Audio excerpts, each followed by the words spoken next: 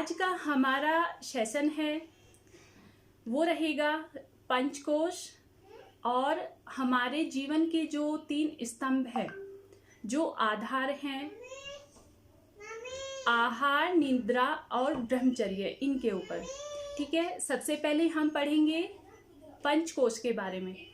देखिए, पंचकोश को पढ़ने से पहले मैं आपको थोड़ी सी बेसिक चीज़ें बताना चाहूँगी। आपने पहले भी पढ़ा होगा, क्योंकि जब आप ये पढ़ लेंगे और फिर आगे जब हम पंचकोश पढ़ेंगे तब आपको कोई प्रॉब्लम नहीं आएगी उसको समझने में। ठीक है, क्योंकि उसमें कुछ शब्द ऐसे आएंगे जो आप कंफ्यूज हो सकते हो कि ये क्या होता है, ये क्या होता है, और उसको अगर हम पहले ही पढ़ लेंगे तो आपको समझ आ जाएगा। देखिए, जैसे हमारा शरीर है, हमारे शरीर 3 प्रकार के होते हैं, स्थूल शरीर, सूक्ष्म शरीर और कारण शरीर। अभी ये जो 3 शब्द मैंने आपको बोले, जब हम पंचकोश का टॉपिक पढ़ेंगे अभी, तब उसमें इन तीनों शब्द आएंगे।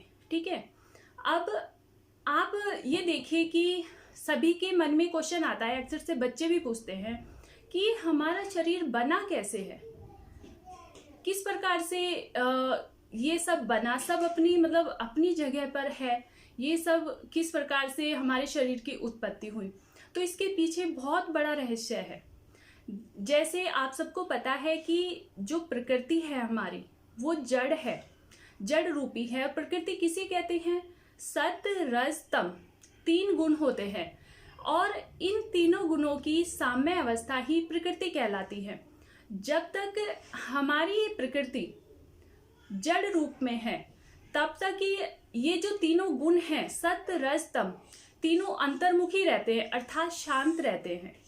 ठीक है, लेकिन जैसे आपने योग दर्शन में भी पढ़ा होगा, वहां पर एक टॉपिक आता है दृश्य और दृष्टा। वहां पर दृश्य किसको कहा गया है? प्रकृति को। और दृष्टा किसको कहा गया है? पुरुष अर्थात ईश्वर को।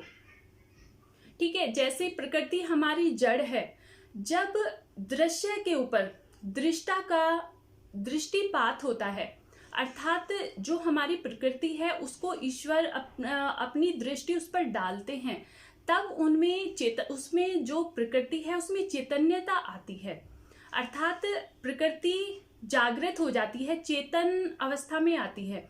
और तब ये जो सत्व, रज, तम, ये 3 गुण हैं, ये अंतर्मुखी हो जाते हैं। जैसे योग दर्शन में भी है कि सत्व, रज, तम, जब ये 3 गुण अप डाउन होते हैं, कहीं पर सत्व बढ़ रहा है, कहीं पर रज बढ़ रहा है और कहीं पर तम बढ़ रहा है, उसी के आधार पर 5 प्रकार की चित्त की अवस्थाएं होती है। क्षिप्त, मूढ़, विक्षिप्त, एकाग्र और निरुद्ध, ये सब आप पढ़ चुके हैं। ठीक है, अब उसके बाद जब प्रकृति के ऊपर पुरुष का अर्थात ईश्वर का दृष्टिपात होता है, तब क्या होता है? सबसे पहले बुद्धि का जन्म होता है और बुद्धि से मन का और मन से फिर अहंकार का। ठीक है, अब अहंकार का जब जन्म होता है, तब अहंकार हमारा 3 प्रकार का होता है, ये भी सत्व, रज और तम। जैसे जो हमारा सत्व रूपी अहंकार है वो वैकारिक अहंकार कहलाता है, जो रज रूपी जो रासिक अहंकार है वो तेजस अहंकार कहलाता है, और जो तामसिक अहंकार है वो भूतादि अहंकार कहलाता है। अब आप देखिए, ये इस टॉपिक को, इस बात को आप ध्यान से समझना, क्योंकि आगे जो उत्पत्ति हो रही है वो सब इन्हीं तीनों के आधार पर होगी। देखिए, जैसे हमारा जो तेजस रूपी रासिक अहंकार है वो सत्व रूपी वैकारिक अहंकार के साथ मिलकर 11 इंद्रियों की उत्पत्ति करता है। 11 इंद्रियां कौन कौन सी हुई इसमें? 5 कर्म इंद्रियां और 5 ज्ञान इंद्रियां। और इंद्रियों का स्वामी जो मन है वो भी एक इंद्री है, लेकिन वो क्या है? वो आंतरिक इंद्री है। और जो 5 कर्मेंद्रियां और 5 ज्ञानेंद्रियां हैं वो बहिर्मुखी इंद्री है। इस प्रकार से इनका निर्माण ये उत्पन्न हो गए। अब जो हमारा तेजस अहंकार है, रासिक रूपी तेजस अहंकार है वो भूतादि जो तमोगुण रूपी भूतादि अहंकार है उसके सहयोग से 5 तन्मात्राओं को उत्पन्न करता है। 5 तन्मात्राएं कौन कौन सी हुई? शब्द, स्पर्श, रस, रूप और गंध। अब ये जो तन मात्राएं हैं इन्हीं से हमारे पंचभूत आकाश, पृथ्वी, जल, अग्नि, वायु, इन पांचों की उत्पत्ति होती है। अर्थात जैसे जो शब्द है वो किसकी तन्मात्रा हुई? वो आकाश की तन्मात्रा हुई। रूप है वो अग्नि की तन्मात्रा हुई। रस है वो जल की तन्मात्रा हुई। गंध है वो पृथ्वी की तन्मात्रा हुई। इस प्रकार से पांचों तन्मात्राओं से हमारे पांचों महाभूत की उत्पत्ति होती है और ये 5 महाभूत रूप जो दिखाई देता है वही हमारा स्थूल शरीर है। ठीक है, अब आपको समझ आ गया कि स्थूल शरीर क्या होता है। अब जब स्थूल शरीर से अंदर की तरफ जाएंगे तब आता है सूक्ष्म शरीर। हमारा जो सूक्ष्म शरीर है वो 18 तत्वों से मिलकर बना है। इसमें से जो 5 महाभूत है पृथ्वी, जल, अग्नि, वायु, आकाश, इनको हटा के जो 18 बचते हैं, जैसे मन, बुद्धि, अहंकार, 10 इंद्रियां और 5 तन्मात्राएं, ये क्या होंगी? ये सूक्ष्म शरीर कहलाएंगी। अब सूक्ष्म शरीर भी हमें समझ आ गया है। उसके बाद आता है कारण शरीर। देखिए, ये जो सूक्ष्म शरीर है और जो ये स्थूल शरीर है, ये किसके कारण उत्पत्ति हुई है? इन सबके पीछे क्या कारण है? इन सबके पीछे प्रकृति है। तो जो कारण शरीर है वो किसको कहेंगे? वो प्रकृति को कहेंगे। अब आशा करती हूँ कि आपको ये तीनों शरीर समझ आ गए होंगे। अब इससे रिलेटेड यदि आपका कोई भी क्वेश्चन हो तो आप नोट करके रख लेना और फिर मुझे बाद में आप पूछ लेना। ठीक है, अब हम पढ़ेंगे पंचकोश। अब हमें पंचकोश पढ़ने में कोई प्रॉब्लम नहीं आएगी, आपको इजीली समझ आ जाएगा। ठीक है, अब योग के अनुसार हमारे शरीर में ऊर्जा के 5 लेवल होते हैं, 5 स्तर होते हैं। और ये जो स्तर होते हैं, जैसे आपने प्याज देखा होगा, प्याज में एक के ऊपर एक लेयर होती है जो पूरे शरीर मतलब शरीर का ही होता है, बस वो लेयर होती है। ये क्या होता है? स्थूल से सूक्ष्म की तरफ जाती हैं। जैसे जब हमारे जो शरीर की उत्पत्ति होती है सूक्ष्म से स्थूल की तरफ होती है, लेकिन जब हम योग साधना के माध्यम से आत्मज्ञान की तरफ जाते हैं तब हम स्थूल से सूक्ष्म की तरफ जाते हैं। तो इसमें क्या होता है? सबसे पहले इसी आधार पर हमारे पंचकोश होते हैं। पंचकोश सबसे पहले आता है हमारा अन्नमय कोश, उसके बाद आता है प्राणमय कोश, उसके बाद आता है मनोमय कोश, उसके बाद आता है विज्ञानमय कोश और उसके बाद आता है आनंदमय कोश। ठीक है, अब देखा जाए ये जो पंचकोश हैं इनको जनरेट कौन करता है? इस पांचों कोश को कौन चलाता है? तो ये जो पांचों कोश हैं उनको हमारा महाप्राण चलाता है। जैसे मान लीजिए आप देखेंगे कोई भी मशीन है, ठीक है, उसको जो जनरेट करेगा उसको जनरेटर बोलते हैं। ठीक है, इसी प्रकार से हमारे शरीर को चलाने वाले को, जो इन पांचों कोशों को चलाता है, उसको महाप्राण बोला जाता है। जैसे आपको मैं एक क्वेश्चन के उस पर बताती हूँ। जैसे यदि आप प्रश्नोपनिषद पढ़ेंगे, जो हमारा प्रश्नोपनिषद है वो प्रश्नों के ऊपर ही आधारित है। उसमें क्या होता है, जो 6 क्वेश्चन होते हैं उस उपनिषद में, तो उसमें महर्षि पिपलाद से अलग अलग राजा क्वेश्चन पूछते हैं। तो उसमें जो 4th क्वेश्चन है, वो 4th क्वेश्चन गार्गे जी, राजा गार्गे उनसे महर्षि पिपलाद जी से पूछते हैं कि आप मुझे ये बताइए कि हमारे शरीर में सोता मतलब जब हमारा शरीर सोता है, हमारी जो इंद्रियां हैं, हमारा जो शरीर है पंचभूतों से निर्मित, तो इसमें जागता कौन है जब ये सो जाता है? तब पिपलाद जी कहते हैं उनको कि जब मान लीजिए रात को हम सो रहे हैं तो उस टाइम सब इंद्रियां सो जाती हैं, उस टाइम सिर्फ प्राण जागता है। मान लीजिए अगर प्राण सो जाएगा तो हमारा शरीर ही नहीं चलेगा। ठीक है, इस प्रकार से जो प्राण है वो कभी नहीं सोता है, और चाहे हम चेतन अवस्था में हो या सुप्त अवस्था में हो, प्राण कभी भी नहीं सोता है। और हम क्या करते हैं, हम जो नॉर्मल इंसान हैं, हम जो सामान्य इंसान हैं, हम सिर्फ अपने भौतिक शरीर तक ही सीमित है। और जो प्राणायाम और ध्यान, धारणा और ध्यान का अभ्यास करते हैं, वो सूक्ष्म शरीर तक पहुंच पाते हैं, उन्हें सूक्ष्म शरीर को जागृत कर पाते हैं। ठीक है, अब हम देखेंगे कि जो हमारे पंच कोश हैं, उनमें सबसे पहला कोश आता है अन्नमय कोश। जो अन्नमय कोश है वो 3 चीजों पर आधारित है, अन्न, जल और वायु। ये 3 चीजों से निर्मित जो शरीर है उसको अन्नमय कोश बोलते हैं। अब अन्नमय कोश में भी अन्न और जल से जो सबसे ज्यादा इम्पोर्टेंट है, यहाँ पर भी प्राण की इम्पोर्टेंस है। क्योंकि कहते हैं, हमारे ग्रंथों में भी लिखा है कि एक मनुष्य 6 सप्ताह तक बिना खाने के रह सकता है, 6 दिन तक बिना पानी के रह सकता है और 6 मिनट तक बिना वायु के रह सकता है, लेकिन प्राण के बिना 1 मिनट भी नहीं रह सकता।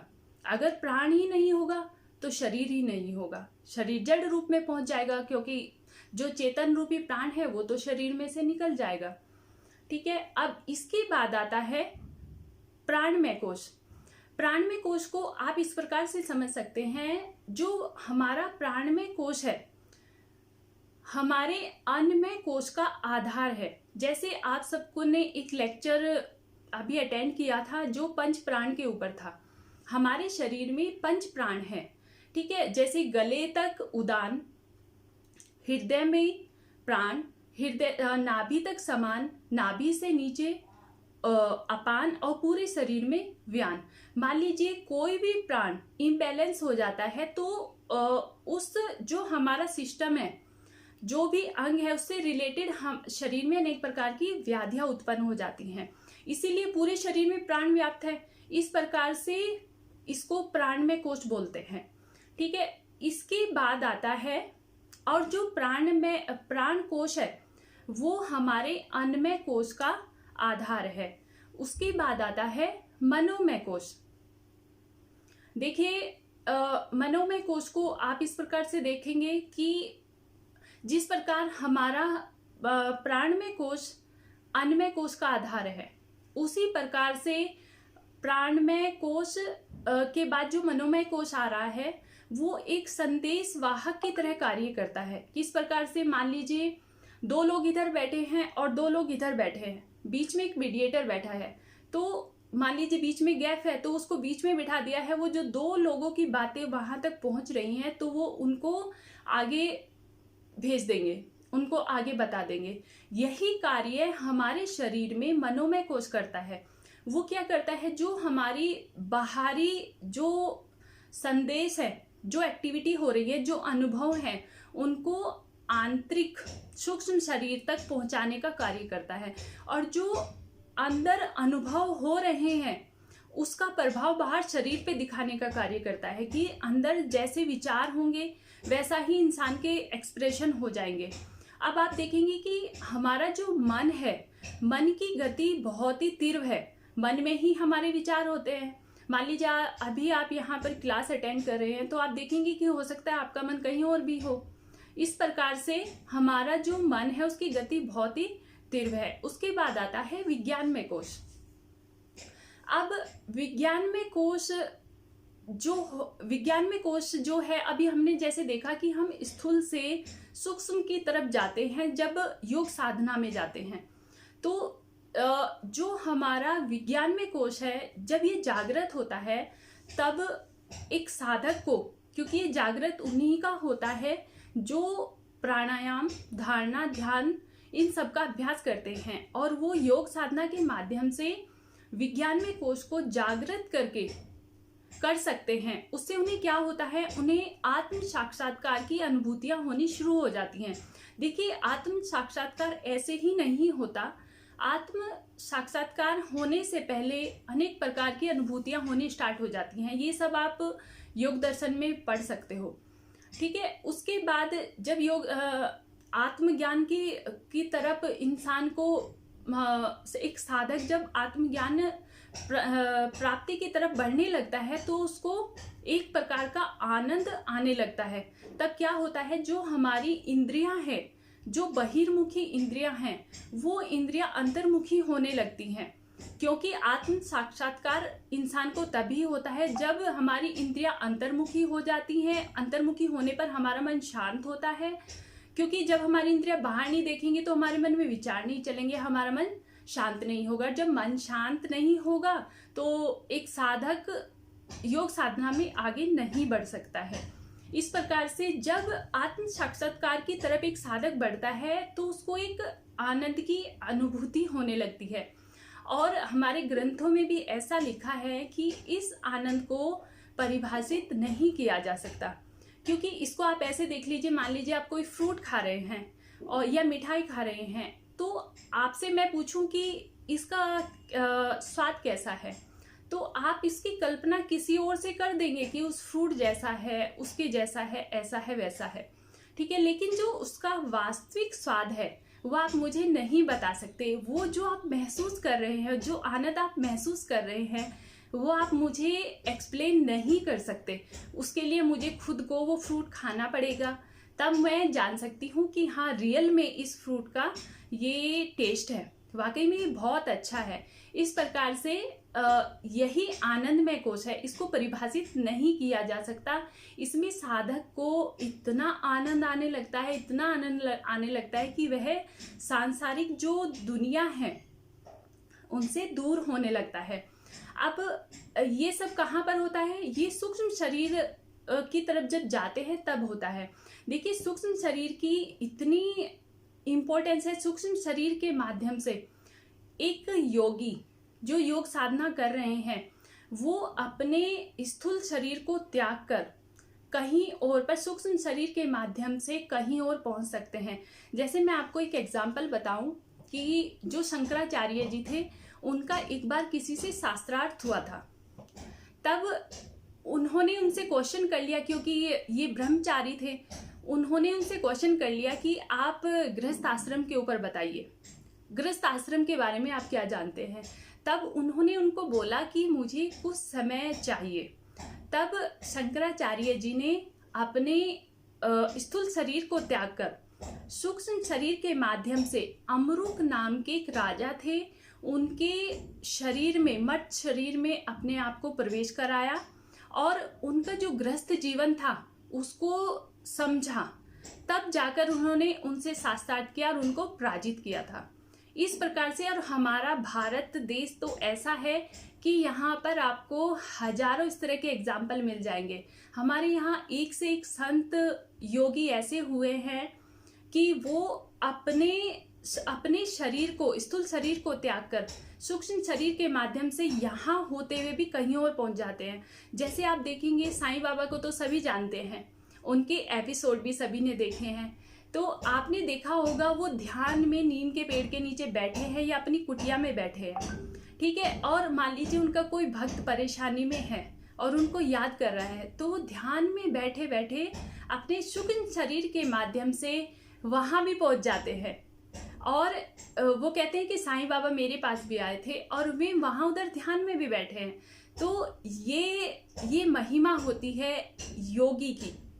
इसको जितना समझे उतना कम है। मतलब बहुत ही डीप में चले जाएंगे तो आप पूरा इसको नहीं समझ सकते हैं। बहुत ही डिटेल, मतलब बहुत ही व्यापक है ये सब, ठीक है। अब ये था हमारा पंचकोश। अभी हमने पंचकोश को पढ़ा। अब हम देखेंगे कि जो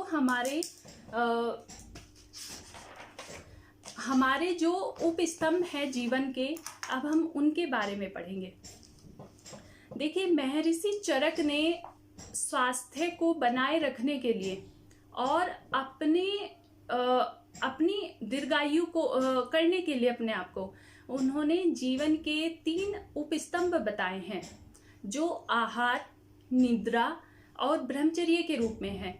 इनको आप ऐसे देख सकते हैं, मान लीजिए जब कोई घर बनाते हैं, मान लीजिए उसमें हमने पिलर डलवाए हैं, तो हमें सेटिस्फेक्शन हो जाती है कि हाँ, हमारा घर मजबूत है और इसकी लाइफ भी बढ़ गई है क्योंकि हमने उसमें पिलर डलवाए हैं। इसीलिए इसी प्रकार से हमारे जीवन के जो पिलर हैं वो ये 3 हैं, आहार, निद्रा और ब्रह्मचर्य। यदि हम इन तीनों को नियमित रखें, संतुलित रखें, तो हम पूरा जीवन स्वस्थ रह सकते हैं और हम अपनी आयु को भी बढ़ा सकते हैं।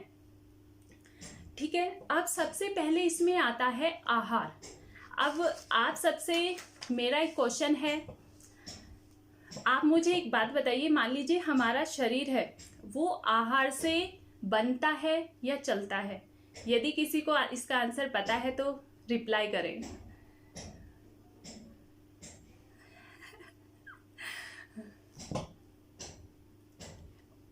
और कोई?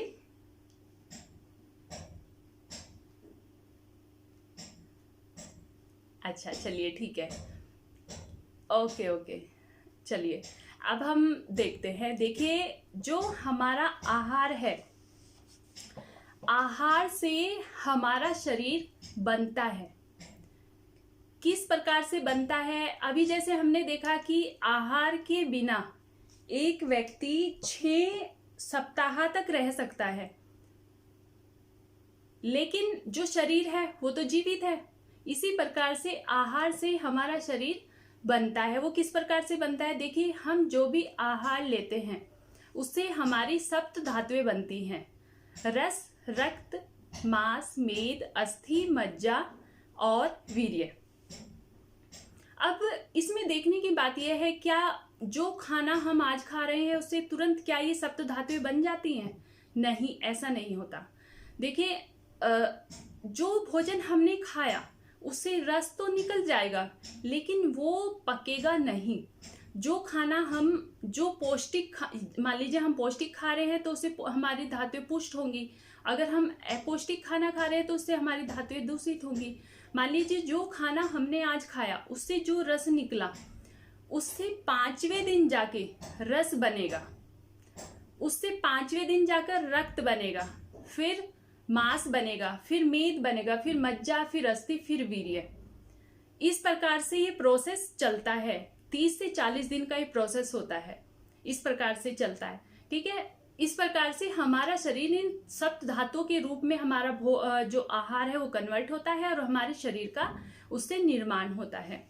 ठीक है, अब आप देखेंगे कि इसको देख लीजिए, मान लीजिए किसी के बोन में फ्रैक्चर हुआ है तो वो डॉक्टर के पास जाते हैं। क्या आपने कभी देखा है कि डॉक्टर 8 या 10 दिन के लिए किसी को प्लास्टर करता है? नहीं करता है। वो कम से कम या तो 30 दिन बोलेंगे या 40 दिन बोलेंगे। इससे पहले वो प्लास्टर को उतारने के लिए मना कर देंगे। इसके पीछे रीजन यही है, वो लोग भी जानते हैं, क्योंकि वो जो ट्रीटमेंट दे रहे हैं वो तुरंत कार्य नहीं करता है। वो कहते हैं कि जो बोन जुड़ेगी वो 30 से 40 दिन के बीच में ही जुड़ेगी, और यही हमारा आयुर्वेद कहता है। ठीक है, ये इसके पीछे यही लॉजिक है। इसी प्रकार से हमने आहार से देखा कि किस प्रकार से हमारे आहार से सप्त धातुएं बन रही है, सप्त धातुओं के माध्यम से ही हमारे शरीर का निर्माण हो रहा है। अब यदि हम भोजन को पौष्टिक भोजन ले रहे हैं तो हमारा स्वास्थ्य भी अच्छा होगा, क्योंकि हमारी सप्त धातुएं उससे अच्छी होंगी तो वो शरीर भी अच्छा बनेगा। और यदि भोजन ही हमारा पौष्टिक नहीं है तो उससे हमारा शरीर कहाँ से अच्छा बनेगा? ठीक है, अब हमें देखना यह है कि हमारा भोजन कैसा होना चाहिए। हमारा भोजन अनुकूल, शरीर के अनुकूल होना चाहिए और नियमित होना चाहिए। अब ये अनुकूल और प्रतिकूल क्या होता है, पहले हम इसको देख लेते हैं। देखिए, जो भोजन हमारे जो ऋषि महर्षि हुए हैं उन्होंने हमारे आहार को डिवाइड कैसे किया है। मान लीजिए जैसे आपने देखा क्या होगा, ये नॉर्मल सी बात है। जैसे बरसात में अलग सब्जियां आती हैं, गर्मी में अलग सब्जियां आती हैं, फ्रूट्स भी ऐसे ही सर्दी में अलग आते हैं, गर्मी में अलग आते हैं और बरसात में अलग आते हैं। आप मान लीजिए जैसे सर्दी में जो गाजर आती हैं उसके टेस्ट को देखिए, और जो गर्मी में गाजर आती हैं उसके टेस्ट को देखिए। दोनों का कलर भी डिफरेंट होगा और टेस्ट भी डिफरेंट होगा, क्योंकि वो हमने जो नेचुरल टेम्परेचर है उसको बदल कर उसके हिसाब से तैयार की है, लेकिन उसमें वैसा टेस्ट नहीं आएगा। इसी प्रकार से अपने आप गांव में जाइए, हमें अपने आहार का सही पता गांव में पता चलता है।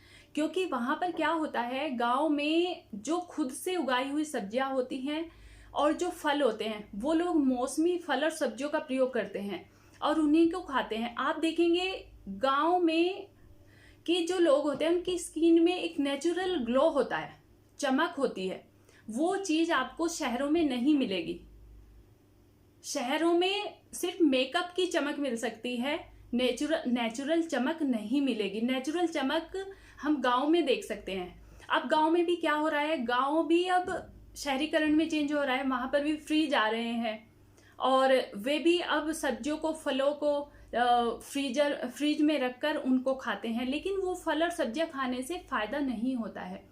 ठीक है, अब ये इस प्रकार से ये प्रकृति के प्रतिकूल हुए, अनुकूल नहीं है। इस प्रकार आप समझ गए कि अनुकूल और प्रतिकूल क्या है। अब भोजन को नियमित करने के लिए जैसे हमारे हट प्रदीपिका है और घेरण संहिता है, उनमें भोजन करने का एक नियम बताया है।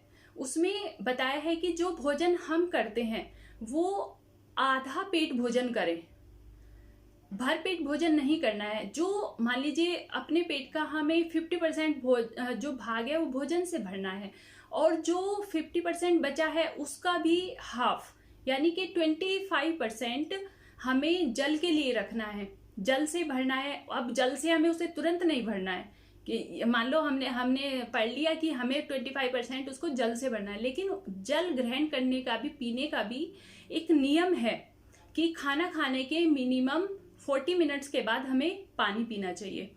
और जो 25% बचा है वो वायु के लिए है। इस प्रकार से हमें नियमित भोजन लेना चाहिए। इस प्रकार से ये हो गया। अब यही इसी को ध्यान में रखते हुए मिताहार की चर्चा की गई है। मिताहार जो होता है,